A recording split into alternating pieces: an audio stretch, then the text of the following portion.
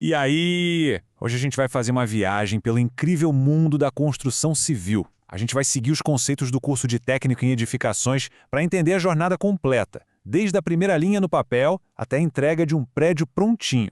Sabe quando a gente passa por uma obra gigante, com aqueles guindastes imensos, e pensa, nossa, como isso tudo fica de pé? Parece até mágica, né? Mas, na verdade, por trás de cada viga, cada janela, existe um processo super detalhado de planejamento, cálculo e execução. Bom, vamos desvendar isso. E o começo de tudo é aqui, ó, no papel. Antes de qualquer máquina chegar no terreno, a construção inteira já existe como um plano, um projeto super minucioso. É a visão sendo transformada numa linguagem técnica. Primeiro, o básico do básico. O que é uma edificação? E olha, a definição é bem ampla. A gente não está falando só de casas ou prédios, não. Uma escola, um aeroporto, até uma ponte. Tudo isso é uma edificação. É qualquer estrutura que a gente cria para servir a algum propósito. E o ponto-chave é sacar que uma construção não é um bloco de pedra único. Pensa nela como se fosse um corpo humano. Tem o esqueleto, que é a estrutura, as fundações, que são os pés firmes no chão, e as instalações elétricas e hidráulicas, que são como as nossas veias e artérias. Tudo, absolutamente tudo, precisa funcionar em perfeita harmonia.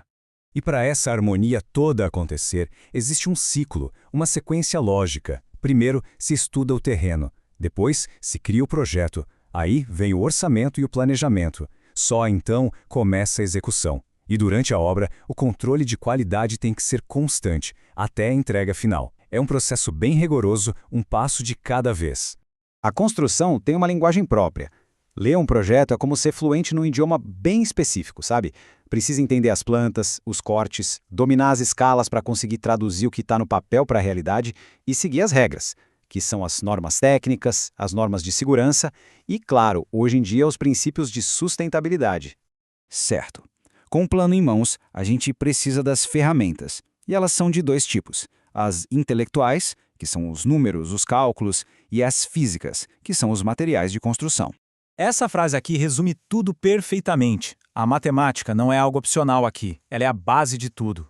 Cada cálculo errado pode significar desperdício de material, um custo extra gigantesco ou, no pior cenário, um risco sério à segurança. A precisão é fundamental.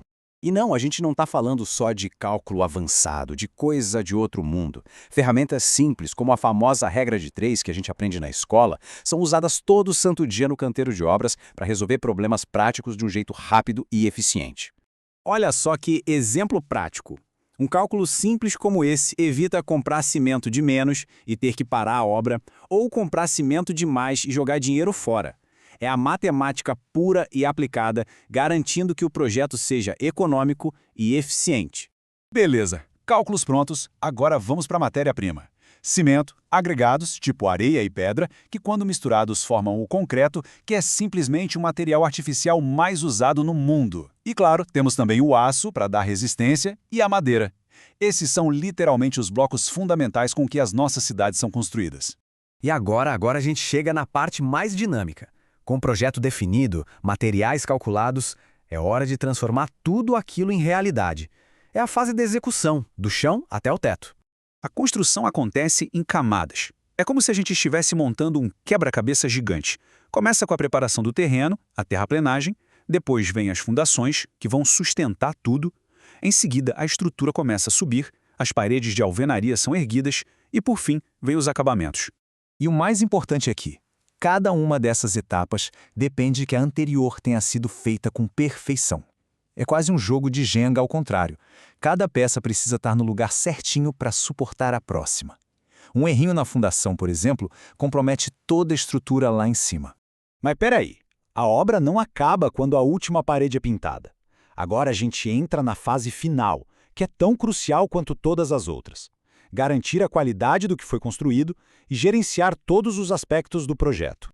Nesse momento, o foco muda um pouco. Não é só sobre erguer alguma coisa, mas sim ter certeza de que essa edificação vai ser durável, segura e que vai cumprir a sua função por muitos e muitos anos.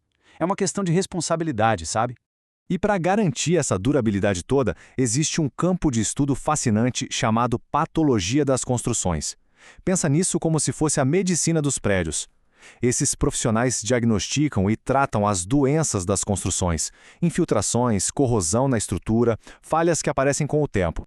E um exemplo ótimo e super prático desse conhecimento é saber a diferença entre fissuras e trincas.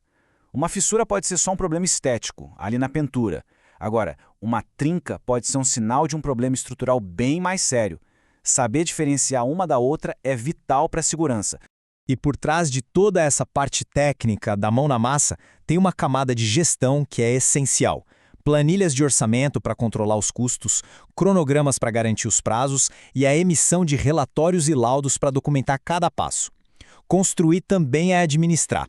Então, no final das contas, o ponto-chave que a gente viu é que uma edificação de sucesso é o resultado de um tripé: conhecimento técnico para projetar e executar bem, uma gestão eficiente para controlar os recursos e os prazos, e um senso profundo de responsabilidade para garantir segurança e durabilidade.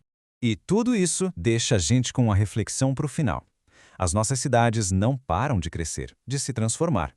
Olhando para o futuro, com novas tecnologias, novos materiais, novos desafios, a pergunta que fica no ar é: o que a gente vai construir a seguir? E como vamos fazer isso?